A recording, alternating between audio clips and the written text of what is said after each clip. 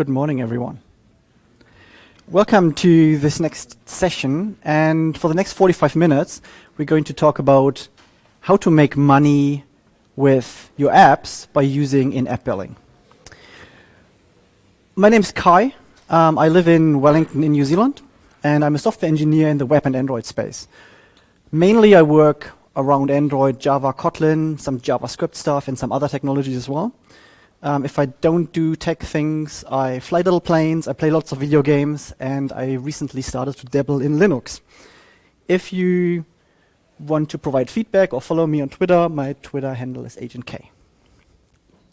So, when we think about in-app billing, or about billing in general, there are a few things we need to have a look at. And let's start with how do payments in general work with Google technology? Then we'll have a look at the actual in-app billing API, the Google Play billing library, the concept of products and subscriptions, and what the difference between those is and how you handle them, some integration concerns, and that will mainly focus on use cases that are not that obvious or use cases that require backend integration. And finally, we'll have a look at testing and third-party libraries in that field. So why do we do this talk, or why did I want to do this talk? In general, obviously, we want to make money, right? So that's a big driver. And in-app billing is one of the ways you can monetize your app. The way to make money with apps in general is either you sell your app outright in the Play Store, and you make money from the app purchase. Or you use some ad technology like AdMob, and you make money by people clicking on ads or watching videos or God knows what else. Or, as a third component, you use in-app purchases. So you might have a freemium app, an app that people can get for no payment initially, and then you sell certain features on top of that free app that costs people money. And that might be a one-off purchase, or that might be a recurring subscription, depending on your use case. And obviously, you can combine all those things, right? And that's why there are those overlapping areas. You could have, like a free app that is using ads, or you could have a free app that is basically using in-app products, or you could actually sell your app and have in-app purchases and show ads. If people like that, that's a totally different discussion, right? But you could do that technically. So there's more to that, though. When we look at the Google Play billing APIs, they have a whole bunch of issues. So first of all, in-app billing is what I consider a niche API. And I call it a niche API because A, not many apps use it, funny enough. A lot of people have like free apps or they sell their app, but not really that many people actually use the in-billing APIs. But even if you have an app that uses in-billing or that is being sold, and you might be in a larger team, it's quite likely that there's only one or two people actually working on in-app billing. And you might be an Android developer for the last 10 years, but you've never touched that API, potentially. Then, when you start looking into in-app billing, you'll find there are some documentation and functional issues around that. We'll get to that in a few minutes, but just expect some really, really weird things when you deal with this API. And then the other thing that I found when I started working with in-app billing is it looks very simple, and a lot of things are simple, but as soon as you need to branch out of doing stuff in your app, it can be surprisingly difficult and surprisingly annoying to get certain things done. So, let's start talking briefly about mobile payments with Google. Initially, when you look at from a history point of view, there was Google Wallet. And Google Wallet was kind of a peer-to-peer payment service initially in the US, where you could send money to your friends, basically. Over time, that got integrated into Gmail, and there's iOS support. And they, funny enough, I don't know if people know that, I'll jump to that one, they had a card. So in the US, they gave people a Google Wallet NFC card you could use to actually pay in shops, which most of Europe or other areas never had, basically. Apart from Google Wallet, there is Android Pay now, or there used to be Android Pay. And Android Pay was kind of an NFC-based payment system, like an app on your phone you could use to pay in shops with. The actual state of affairs with Google Pay is Google Pay was launched in 2018, and that's kind of a merger of those two things. So there is Google Wallet and Android Pay, and that got kind of unified more or less into one product. To a point where actually, when you buy an app in the Play Store, that is basically driven by Google Pay now, behind the scenes as well to some extent. So anyway, it's a nice way to pay with your phone, to pay with your watch, if it supports NFC. And at some point last year, they also added boarding passes and event tickets and that kind of stuff into Google Pay. The interesting thing is that has APIs for web and Android. So when you start looking into payments with Google, and you start talking to businesses or to managers or something like non-technical people, there's a perception that Google Pay is in-app billing, or that Google Pay is the Play Store billing. And it is not really, right? It's a different thing. And particularly, that becomes obvious when we look at some of the requirements, because Google Pay can be used for physical goods and services. Interestingly enough, what happens to non-physical goods and in apps or in services? And that is basically what we deal with more or less when we talk about in-app billing. It's non-physical. We provide a virtual good, something like that. So if we want to do non-physical goods in apps, we have to use Google Play in-app billing. And there is actually a nice piece of FAQ somewhere buried on the Google Pay pages that explains that really nicely. And it says explicitly, Google Play developers that sell digital goods and services must use the Google Play in-app billing. So that's what we're actually going to deal with.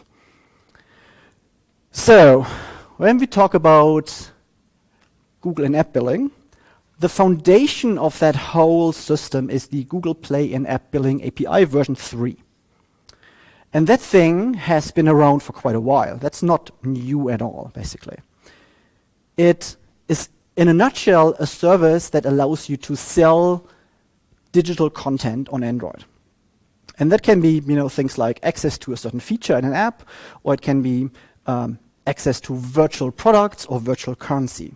So a virtual product could be like an ebook or some graphics or some audio files or whatever you can think of.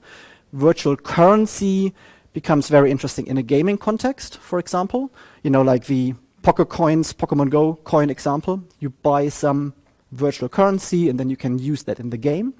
Or, for example, in online dating, where you can buy virtual tokens to then buy virtual flowers and send to a potential interesting partner and stuff like that. So this in-app billing API version 3 is around since about 2012-ish. The problem with that is it always was really weird to use.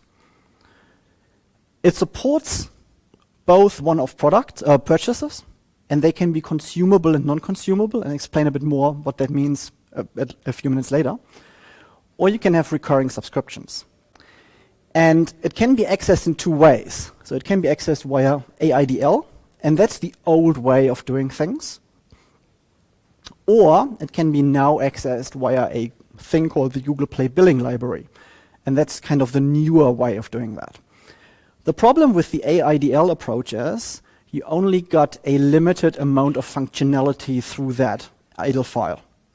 And it relies on inter-process communication, and you send basically bundles back and forth.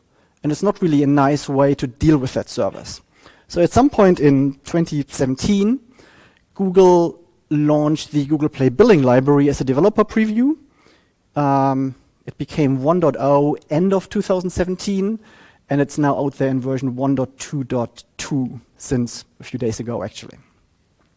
And what they try to do with that library is pretty much give people a library that abstracts the service and all the idle stuff away. And that's the much cleaner way of dealing with this whole problem. So let's have a look at the library and the setup for that. In a nutshell, you start with the client. And so on the client side, you would have your app. And at some stage in your app, it's using the Google Play Billing Library. I'll show you the technical setup in a minute. That library communicates with the Google Play Store app on your phone. So the Play Store app has certain components embedded that deal with the in-app billing for you. So when you make a request, for example, show me all the products that your app offers, or you want to launch a purchase flow, it will actually come through the Google Play app.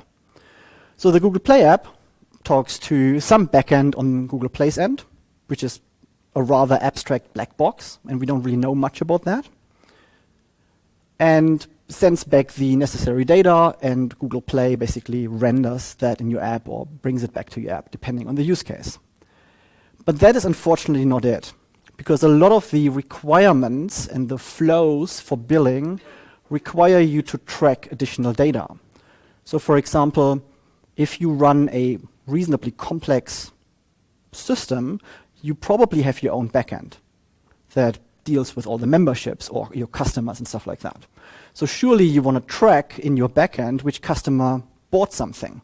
Or if you support in-app billing through iOS and Amazon or through the web or even direct door-to-door sales, you want to store that information, and you want basically make sure that all the people who bought something through the Google Play Store end up in the same data storage. So you would have your own backend application. That's in general a good thing, right? So you talk to your own backend application, but there's another step, because for some things you need another API, which is the Google Play Developer API. That API is usually known for managing Play Store stuff. So if you don't set up your Google Play Store listings manually, you would use some Gradle script. There's a really good Gradle publishing script, for example. And all those scripting approaches would use the Google Play Developer API. But that API has a whole pile of additional endpoints to deal with purchases and in-app purchases and subscriptions. So you can actually go there and query order numbers, you can query purchase tokens and all sorts of things and verify purchases. So for example, when someone buys an in-app product and you go through the whole motion of going to the Google Play server, get back a response saying like, yeah, that was successful, we got the money, all good, the Google Play backend will return a token. And what you really want to do at that stage is go to your backend application, ship the token there, and get your backend application to verify the token against the Google Play Developer API from a backend to backend point of view to make sure that no one has defrauded you, right? Because, people can, deobfuscate an app and decompile apps, and they can actually do all sorts of crazy things, basically. So you should never really rely on only the app basically being in charge of verification if a purchase was successful. So from a high-level point of view, as we've seen, we have the Google Play billing library that communicates with the Google Play Store app and the Google Play infrastructure. It is fully asynchronous. It allows you to retrieve products and subscriptions, prices, titles in different languages, all sorts of things. It allows you to check, for example, previous purchases, which can be useful. Like someone might have bought, the gold version of your product and they want to upgrade to the platinum version. So what do you do then? And it allows you to obviously trigger a purchase flow and consume products and start subscriptions. Technically, that is all centered around a particular class called billing client and a listener interface called the purchases update listener. On the back end, we have the Google Play Developer API, as we saw on the diagram. And that's basically an implementation or an API where you integrate your backend with the Google Developer backend. It's a REST API. It's reasonably straightforward to use if you have some experience with REST APIs, and it should work fine with pretty much any backend technology that you might have. There are some existing library integrations available and bindings for stuff like Java and Python, for example, and I think Node as well. But you can, based on REST, you can pretty much build anything you want. The core features for that are the verification of purchases, as we briefly talked about, and also real-time notifications. Because there is a funky use case. Let's say someone, subscribes to a product for 6 months. What happens if that subscription automatically ticks over and gets renewed? Do you want to know about that? Would be useful potentially. Or what happens if someone cancels their subscription? You would want to know about that as well, right? Because you want to restrict access to whatever they purchased. And that's what those real-time notifications are really good for. It's basically a way that your backend can be notified if the state of a subscription changes. So if you want to set up Google Play Billing, it's reasonably straightforward. So you have one dependency on implementation, which is the billing client. Up-to-date version is 1.2.2. Then you need to add a permission, which is the COM Android vending billing permission. And then you do something reasonably straightforward as that. You basically create an instance of the billing client. It comes with a builder, and those 4 lines will basically do to get you started. So that billing client reference you want to hold somewhere in your activity, or you put it in some other place, whatever your application, however your application is architected, but you will need that billing client reference for a lot of things. So this is an example of a connection. So we have a function called start connection, and in there basically you specify a billing client state listener that has to override 2 methods, which is the onBilling setup finished and the onBilling service disconnected.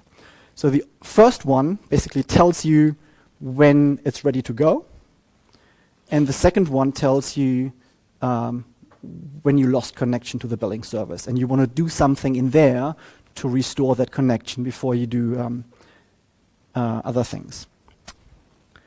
There have been some recent changes about how the initialization works. It used to be all done on the main thread, and since the latest version of the billing client library, 1.2.2, it can now be done on the background thread as well, which is kind of handy. There's some gotchas in that setup process already. So one thing to be aware of, that's this reference, when we set the listener for the billing client, points to that purchases updated listener.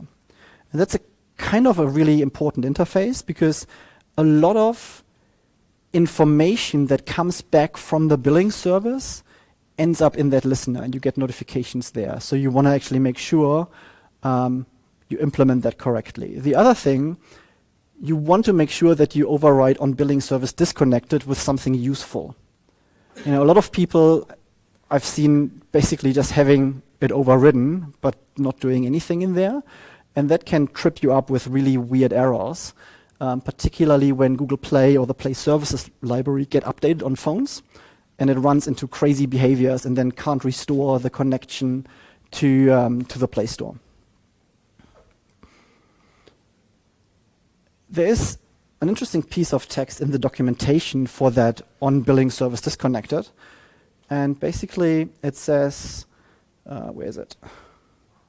This does not remove the billing service connection itself. The binding to the service will remain active, and you will receive a call to onBilling setup finished when the billing service is next running. And I have seen very mixed things with that. That sometimes happens, but in other occasions that doesn't happen. So I wouldn't at all rely on that happening automatically from my recommendation. So that's kind of a quick library overview. Let's talk about products and subscriptions next. In general, when we look at how products are managed, it all happens in the Google Play console, where you set up your app listing for the Play Store in the first place. So we have common fields like title, description, a product ID, which is basically a SKU. SKU is kind of the e-commerce term for stock keeping unit, and they use that quite a lot. And we've got pricing.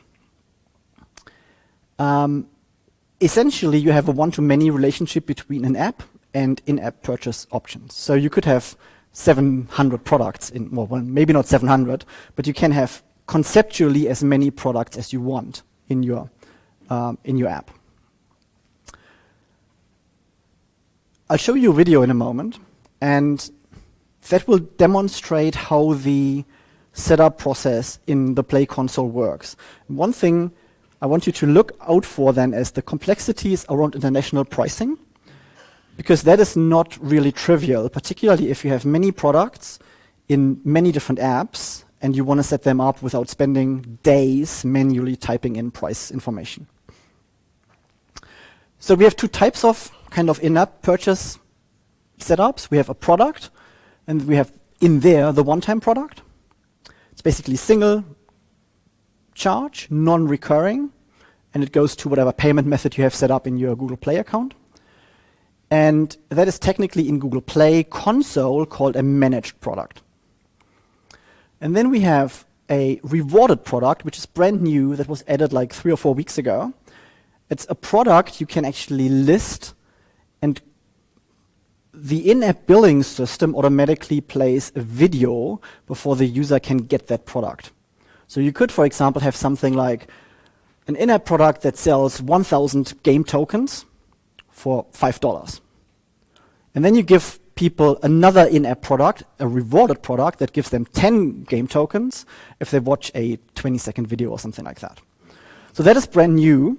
I haven't used that myself at all so far.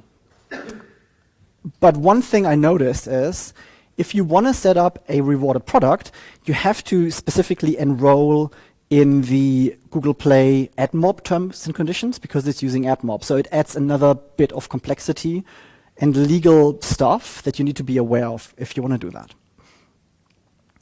And the types for both of them, from a library point of view, are in-app. We'll come back to that in a second. Then subscriptions are basically in-app products with recurring billing that can be either weekly or different month setups, 1, 3, or 6 months, or it can be annually. It can't be 4 weeks, it has to be a month, right? So there are some choices they made that might work really well for what people in your country are used to, but it might be weird for people in other countries. For example, in New Zealand, a lot of stuff is billed fortnightly, like every 2 weeks. And that's kind of, we can't really build that basically in the Google Play console. Or some people get their salary every 4 weeks, not every month. That would be way too easy, right? So let's do it every 4 weeks. So every country seems to have specific behavioral patterns, how people get paid and how people, perceive subscription durations. But you have to pretty much slot your stuff into one of these options. It has stuff like free trial. You can do introductory pricing.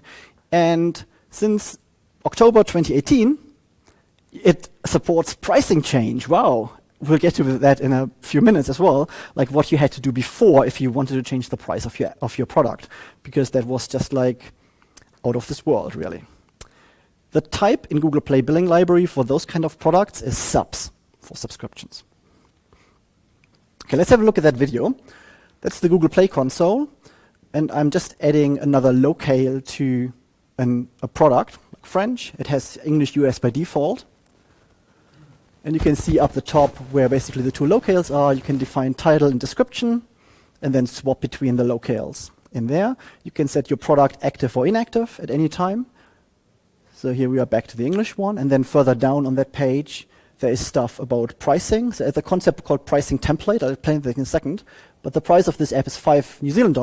And here you can see I've enabled automatic local prices. So Google Play gives me a suggestion what the price should be per country.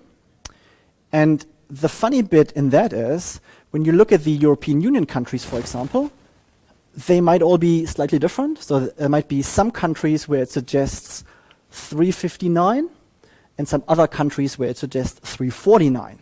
And the reason for that is, it tries to come up with a price that includes the VAT, or I don't know what it's called in France, for example, but the value-added tax on top of that. So some countries have a higher VAT, some have a lower VAT, and that gets reflected in the suggested price. So, for example, the $5 New Zealand convert to 3.49 euros in Germany and 3.59 in France, because I think there is a slight difference in the percentage of the actually value-added tax on that. Because the end price your customer sees is always the price including the tax. So now, if you think about the locales, right? Let's say your app has 5 products, and you want to support 20 different locales. We have quite a bit of setup to do. The good thing is you can do all that stuff through the developer API, and there's a really good product called the Gradle Play Publisher, which I've been using for ages to publish apps into the Play Store. And that, in the newest version, supports in-app payments as well now, basically. There's a link at the end in the resource slides. So now we've got the library set up. Let's have a look how we get a list of products. So we define a SKU list, basically saying I want to have SKU 1, SKU 2, and then there's a thing called the SKU details builder, or SKU details params builder, where you can set a whole bunch of parameters for the stuff you want to retrieve from the Play console. And then the last bit is you run a function called query SKU details async, and that will basically deliver the SKU details of the products you requested in a on SKU details response function. So now what I would like you to do is have a look at that and see if you find something weird there. Not from a code point of view, but just from a concept point of view.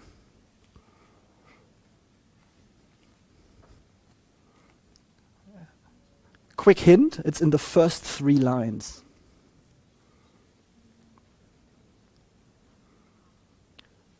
Okay, so essentially, I need to know the SKUs of the products I want to display before I can actually even query the Play Store.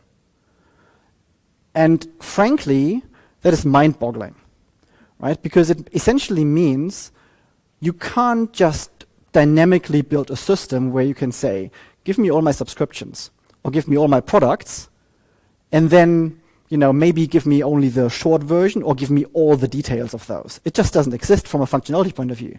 No one has implemented that. So you have to already know what the product SKUs are you want to show.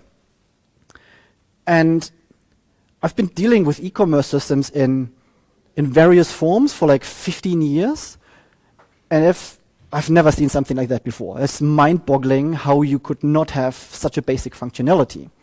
So essentially, your options are really, you have to specify a list of SKUs you want to get, and we also have to specify what product type you want to get. We can't even say, give me, like SKU 1 to 5, regardless of its being subscriptions or products. You have to also say if we want to query subscriptions or products, which basically means if you have both in your app, you have to go to the Play Store twice with a network call, because you can't actually even do a give me these regardless of what product type it is. So we have no function to get all the products or all the SKUs. The question is now, what do we do? So the common option is obviously, to hardcode the whole thing. But I mean, that's not really very resilient, right? Like if your product SKUs changed, it basically means you have to roll out a new version of the app. And then what happens to the old users that still have the old app that never upgrade? They will always have the wrong product SKUs in there. So that's kind of really annoying. The more realistic option is you have on your backend somewhere your own endpoint that basically delivers the SKUs you currently want to use to your app. So before you even start that whole thing, you basically do your own network call, go to your own backend and say like, get me all the SKUs. That needs to obviously be managed in some way. And then with that SKU list, you run the get SKU details async against the Play Store. Really stupid way to do that from my point of view. And then you come back to the app and you get SKU details. So each product is a SKU details object, and it has a whole bunch of fields. I just listed the functions here to give you an idea. So obviously we have description and price and all that kind of stuff. But we also have, for example, price in different variations. So we have get price amount micros, get price currency code, and get price. So get price is a localized version of the price, like for display purposes. Get price amount micros is basically the price expressed as a number, and then get price currency code gives you the currency code in ISO 4217 standard. And the same is true for like stuff like introductory pricing for subscriptions or trial periods. You always get like, information back in different ways, in different formats. So next thing we want to do is a purchase. So we talked about the fact that the Google Play billing library uses Google Play to drive the purchase flow already. So depending on the version of Android and the Google Play app and the Play services on people's phone, they might get different results. For a starter, certain features might not be available, but also the visual representation might be different.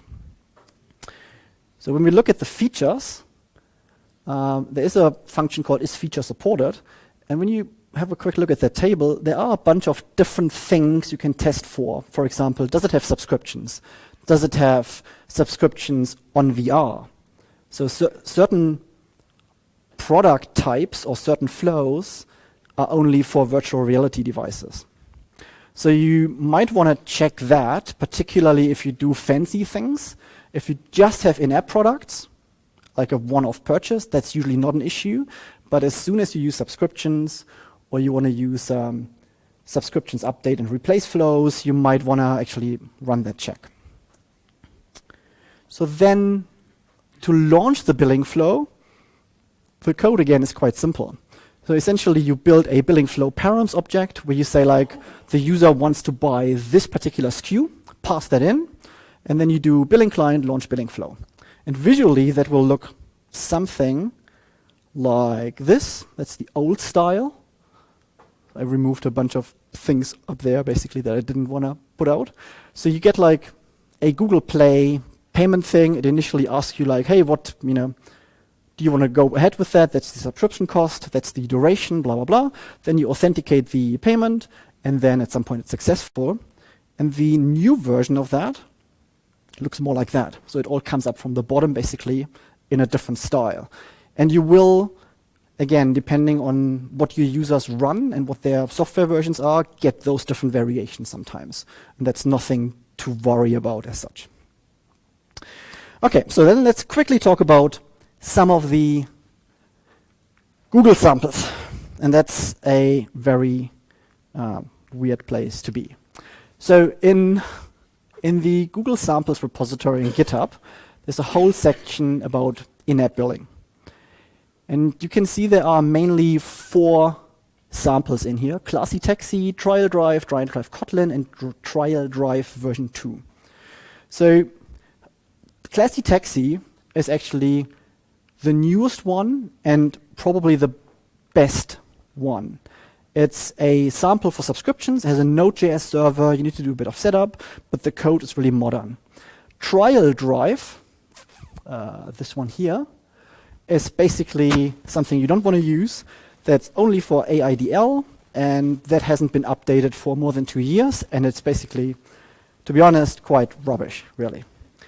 Then Trial Drive Kotlin, I haven't had a look at, but from what my understanding is, it's a port of Trial Drive version 2 in Kotlin, and Trial Drive version 2 is a more modern version of the original Trial Drive, but you see that, again, hasn't been updated for a year. So Google is not really doing an awesome job here, to be quite frank. The other problem, there are a lot of tickets in the GitHub project that don't get addressed, basically. People log valid bugs, and they don't even get a response. And that's, quite frankly, quite bad. It blew up a few days ago, or a few weeks ago, actually, with the famous issue 186. So a guy who's actually quite involved with in-app billing, he wrote a library that I'll show you later. He looked through some of the sample code, and he found that whole flurry of really unprofessional comments in there, basically, where the Google engineer said like, oh, this is so simple to implement, don't even bother, we don't care. That kind of style of comments. So Ryan took it up and said like, wrote this whole long post and said like, look people, this is so unprofessional, you really want to look at that and fix it. And the good thing is, that was picked up by the team lead responsible for those pieces of work. And about 4 weeks ago, they have said they are going to do a complete review of all the samples. and also do a review of all the tickets in GitHub and look actually what is going to happen there. So that's 4 weeks ago. I can't really say what's actually happening internally there, but it's not forgotten. I will come back to that at some point. And we need to continue to ask those questions, basically. Let's spend the last 10 minutes or so to talk about integration. Integration and testing is also a bit weird. So far we've seen really simple purchase flows. And the reality though is you quite often find yourself that you have to integrate with your backend or with their backend and use other features and other APIs. For example, let's just jump here, verification of a purchase. So when a purchase is completed and you get your token back, you want to make sure that's a valid token. There is actually in some sample code in the sample apps where they basically try to give you the impression that you can do that on the device, but I would strongly recommend not doing that. I would always go back to the server and verify the token on the backend. So with that purchase token, you would go to the Google Play Developer API, pass the token and the customer ID, for example, whatever that is, a member number or an email address to your own backend, and then from there call out to the REST API, make sure the token is valid and that the product and subscription really exist for that person before you enable it in your app or on your backend system or however that works. Inside the app, if you want to do that or if you don't have a backend, which is a valid case, you can get the original JSON payload from your Google Play Store response, and that has a signature field, and you can use that signature to do some restricted level of verification on your device, and that needs to happen in the on-purchases updated method, with the idea that that is kind of the last stopgap before you switch on the product and enable the product. Then you want to update your own records, another use case typically, very similar to verification, but you might have backend systems and you want to keep all the purchases of all the users in sync. Another use case where you need to back up consumption and restoring purchases. So people may be switching devices and you want to re-enable certain functionality, or quite common in the fields of in-app tokens, in-app currencies as well. Usually a product can only be purchased once per Google account. So if you buy my product A, that's it normally. But for example, if you play Pokemon Go and you want to buy a coin package, you want to buy that 20 times, or you want to be able to buy that 20 times if you want to. So those kind of products are still one-off purchases, but you consume them. And for that, there is an API in the client that is called billing client consume async. Gives you a callback, so you can actually basically check if that consumption really happened. The problem, though, is even with a successful consumption, those products your users bought still show up in query purchases or in query purchase history async sometimes. Why? God knows. We have no idea because no one's telling us.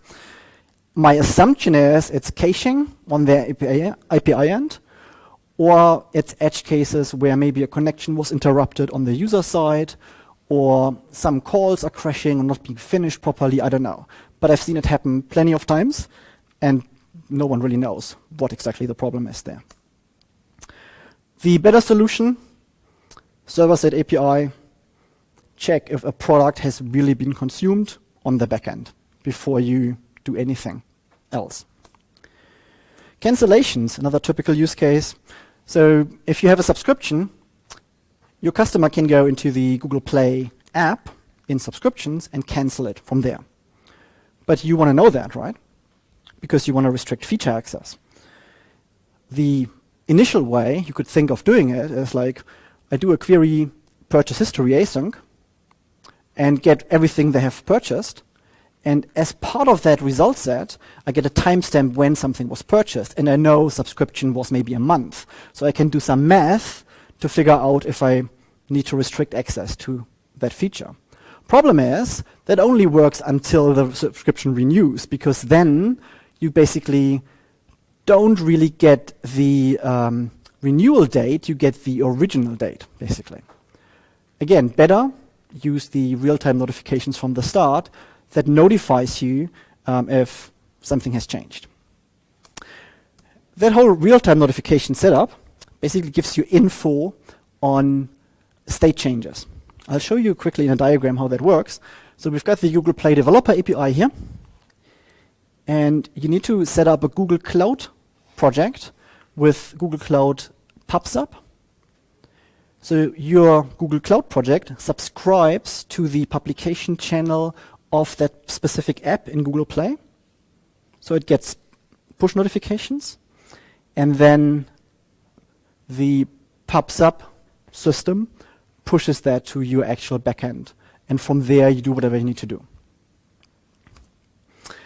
Another fun one is pricing changes. Up to version 1.1, you couldn't even do that. You couldn't change the price of a product. And so you might wonder, like, what the hell would you do, right? So the solution is you code the SKUs in a way that you can parse them.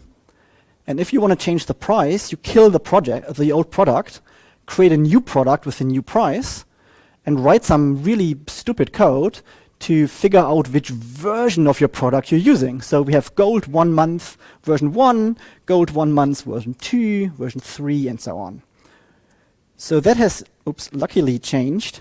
And since Google Play Billing 1.2, there's a UI flow that is called Launch Price Change Confirmation Flow that basically pops up if you change the price of a product in the backend, and the user has to confirm they want to go ahead or cancel the subscription then in the UI. And then there's testing. Testing is really difficult with in-app billing, and it has changed over time, right? Like back in the day, you could just run a debug build on your laptop or your computer, and have some products in Google Play, and basically it would magically work. That doesn't work anymore. What you kind of semi can do now is there's an unpublished local build with static product SKUs to trigger certain responses from Google Play. So you could say, I want a fail response, or I want a purchase successful response by testing with static SKUs. The problem with that is it doesn't work with subscriptions at all. You can't do that. So your only option is you publish a build with the actual Google Play products in the closed testing track or in alpha beta track, and then set up stuff like user accounts and testers, and you can only do that on a physical device. Emulator doesn't work either, basically. So it's not really great. The problem with that testing track as well is that it can get really difficult. I had one app where we did everything by the book. The app was in the testing track, wasn't even published, available publicly, and Google Play shut it down because of suspicion of fraud and threatened to remove the whole app and the whole Google Play account. And that's something that is plainly ridiculous. You know, if they don't give us a way to test subscriptions in a nice and easy setup, they need to fix Google Play, which they should do anyway for a variety of reasons. Anyway, so if you test subscriptions, the good thing is, depending on the length of the subscriptions in the real world, they expire quite quickly in testing. So they just run like for a few minutes, and then they basically tick over for the next subscription cycle. So you can do stuff quite fast. Typical gotchas you run into: the APKs you're testing with have to be the same one that are uploaded, and you cannot use the same account in the Google Play console and for testing on the device. That will just not work. There are two ways you can make your testing better. One is Register. It's a library from the development team at the New York Times. And it's basically a mock billing server. So it has a companion app, and in that companion app you can configure products, and you can basically say, if certain functions hit my companion app, my mock billing server, I want certain responses to go out. That is really cool. The problem with that is it doesn't support Google Play Billing Library yet. So it works fine with the ADL-based billing, which basically they used at the time when that was built, but it doesn't support GB GPBL properly yet. The good thing, though, is there has been recently a whole bunch of activity towards a 1.0 release, and there are a bunch of new tickets in GitHub, and they have actually tickets with help wanted. So if you're interested in that, you can actually, contribute to it and try to make it better and try to make it work for more use cases. The other library that I ended up using in my scenario quite a bit is BillingX. It's an extension for the billing library to do fake purchases in debug builds. And it doesn't have that fancy configuration that Register has, unfortunately. So you don't have an activity for configuration, and product consumption has been added like a week ago, literally. But if you're using Google Play Billing right now, it will do most of the things you need at this point. The setup is actually quite nice. So you basically say, like, for debug, I want to implement BillingX, and for release, I want to implement the normal billing client. And then what you can do is basically have some sort of a billing client factory. And for your release build, you're actually going out to the real billing client. And for your debug build, you actually return a debug billing client, which is part of the BillingX library. So some final thoughts. One thing we haven't talked about at all are the transaction fees. And they are usually the common thing, 70-30, as with normal app purchases. However, there is a difference. If you have subscriptions that run longer than 12 months with a particular customer, then you get 85% from that 13th month on, basically. So if you retain customers, it's worthwhile doing that financially as well. The good things about in-app billing, just to wrap that up, in general, it's a reasonably easy to use API. It's not tremendously difficult, it just has lots of quirks, unfortunately. It's a huge improvement from my point of view over the old ADL-based approach. It's just way cleaner. You have a nice library, no IPC, nothing anymore. It has active development, and they progress, albeit sometimes a bit slow. They have like releases every 4 to 5 months.